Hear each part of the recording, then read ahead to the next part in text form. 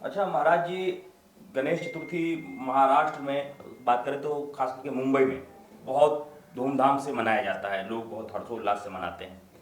लेकिन अभी देखा गया कि सलमान खान अपने एक मंच से कह रहे थे कि गणेश जी जो है वो इको फ्रेंडली बनाओ, वो अपने घर पे ही रखो। और कह रहे थे कि ऐसे गणेश जी जो मिट्टी का बनाते हो फिर उसे लेकर के आप जाते हैं उसे समुद्र में फिर या फिर नदी में, ऐसा नहीं करना चाहिए। इको फ्रेंडली गणेश पूजा मनाने की जो है वो सलाह दे रहे थे। तो क्या इको फ्रेंडली गणेश पूजा कर सकते हैं हम? बिल्कुल इको फ्रेंडली की जहां तक बात है, अगर सलमान खान ने अपनी राय रखी है, ये सनातन परंपरा के जो है विरुद्ध है। जो विसर्जन की प्रक्रिया है वो हमारे सनातन धर्म में पूर्व काल से है।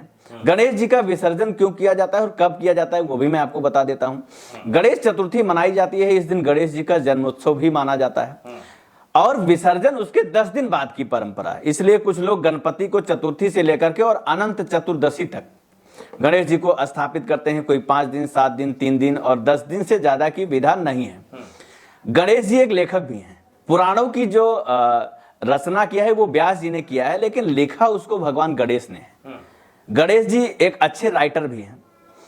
गणेश जी ने 10 दिन तक लगातार पुराणों की लेखनी में इतने व्यस्त रहे कि 10 दिनों तक उनके ऊपर धूल मिट्टी के कण इतने जमे कि लिखने में बिजी थे तो उनको अपनी सुध-बुध ही नहीं।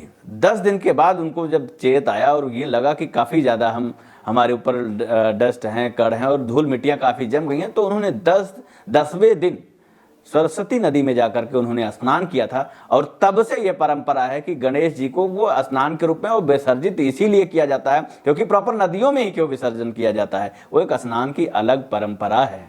और दूसरी चीज, सलमान खान की बात करते हैं। अगर सलमान खान ये ना तो कोई धर्म वक्ता है, ना ही उनको हमारे धर्म के बारे में कुछ ज्यादा मालूम है, मैं उनको एक ही सलाह दूंगा कि वो पहले अपने धर्म के बारे में ठीक से पढ़ें और सोचें समझें, फिर हमारे धर्म में इको फ्रेंडली होने का कोई अपना वक्तव्य दें और हमें गाइड करें।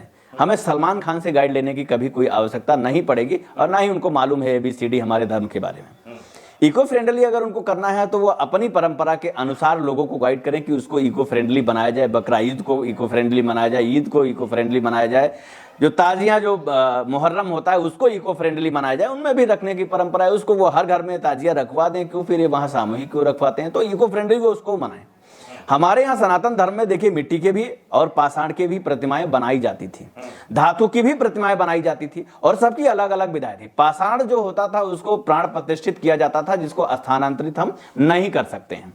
धातु की प्रतिमा जो है वो चल प्रतिमा है, हम उसको कहीं भी ले जा सकते हैं, कहीं भी स्थापित कर सकते हैं और कहीं भी रख सकते हैं। लेकिन जो मिट्टी की प्रतिमा बनाते हैं उनको हम ज्यादा दिन तक नहीं रख सकते हैं क्योंकि उनमें प्राण की प्रतिष्ठा उतने दिन तक नहीं होती है। इसीलिए जितने दिन तक जो विशेष पर्व है उन पर्वों के दौरान पूजन होता है डेली। अगर गणेश चतुर्थी की बात करें, गणपति बप्पा की बात करें, तो गणेश चतुर्थी से लेकर के अनंत चतुर्दशी तक का ही ये पर्व है और इसलिए अनंत चतुर्दशी को गणेश जी को विसर्जित किया जाता है क्योंकि वो मिट्टी की प्रतिमा होती है। अगर वो पाषाण की होती या धातु की होती तो इसको विसर्जित नहीं किया जाता। इसलिए आप ये जो लोग हैं, ये फिल्मी दुनिया के लोग, इनको तो वैसे भी धर्म के बारे में कुछ नहीं पता है। सलमान खान आके अपनी राय रख दें, शाहरुख खान अपनी राय आके रख दें, आमिर खान अपनी आके राय रख दें कि रुद्राभिषेक नहीं करना चाहिए, दूध वेस्ट करने से अच्छा है कि गरीबों में बांट देना चाहिए, होली में वाटर ज्यादा वेस्ट होता है, दीपावली में पटाखों का कोई मतलब नहीं है। तो ये वो पहले अपने सिस्टम को समझें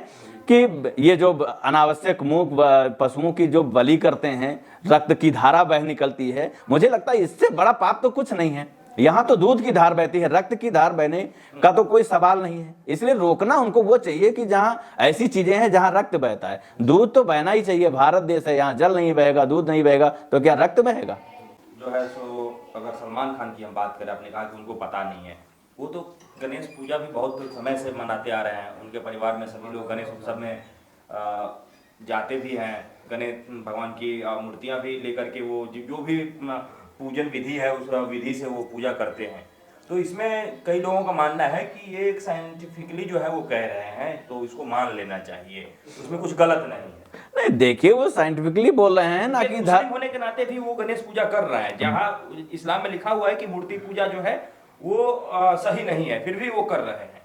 नहीं, वो अगर इतनी ही राय दे रहे हैं तो उनको एक राय और देना चाहिए कि जो लोग मिट्टी की प्रतिमा लाते हैं वो धातु की प्रतिमा लाएं। हमारे यहाँ ऐसा थोड़ी है कि गणेश जी को भगाना ही सर्वप्रथम है। हम तो यहाँ गौरी गणेश अगर सुपारी और गौ के गोबर का भी बना लेते हैं, उसको भी घर में रख लेते हैं। लेकिन अगर हमको प्रतिमाएं रखनी है तो उसके लिए उनको धातु की प्रतिमा बोलना चाहिए, ना कि मिट्टी की प्रतिमाओं को बोलना चाहिए कि उसको विसर्जन ना करें। फिर तो हमारी धीरे धीरे परंपराओं को लुप्त करने की बात करते हैं। रह गई बात मनाने की, नहीं है। मैं जो है उनकी भावनाओं का स्वागत करता हूं, उनकी आस्था का स्वागत करता हूं कि गणेश जी में उनकी आस्था है। लेकिन अगर आस्था है तो उसको दूसरे रूप में भी कन्वर्ट करना चाहिए। उनको ये कहना चाहिए कि अगर आप लोग गणपति का उत्सव मनाते हैं तो उसको इको फ्रेंडली मनाइए, लेकिन वो मिट्टी की प्रतिमा से नहीं, धातु की प्रतिमा से मनाइए।